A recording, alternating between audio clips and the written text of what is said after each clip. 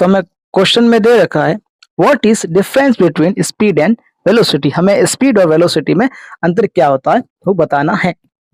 तो सबसे पहले हम बात करें अगर स्पीड की, तो स्पीड जो होती है वह किसी भी ऑब्जेक्ट के द्वारा जो डिस्टेंस है किसी भी टाइम ट्रेवल में तय की गई उसे हम स्पीड कहते हैं। यानी स्पीड बराबर होता है distance upon time.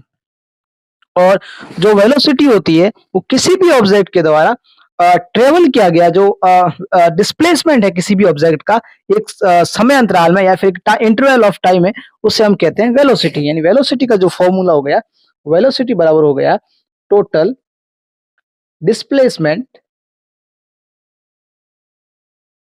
Upon time. Second अगर हम बात करें तो स्पीड जो है एक स्केलर क्वांटिटी है। स्केलर क्वांटिटी का मतलब ये होता इसकी कोई डायरेक्शन नहीं होती है, डायरेक्शन नहीं होती है। और जो वेलोसिटी है उसकी एक डायरेक्शन होती है।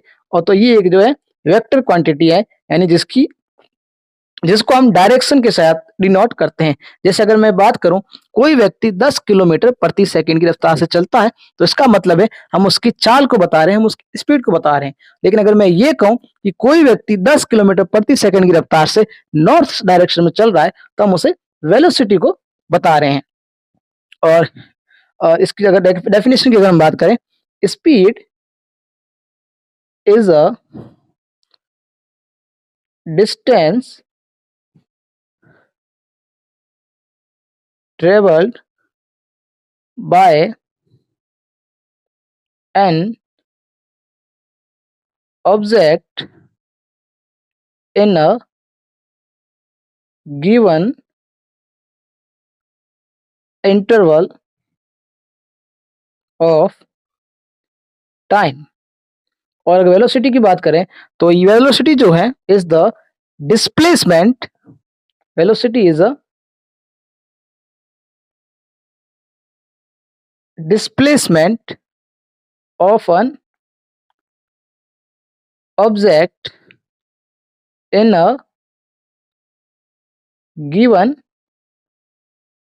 interval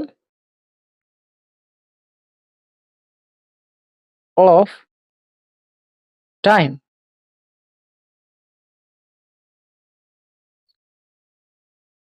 Subscribe to more videos, The Winner।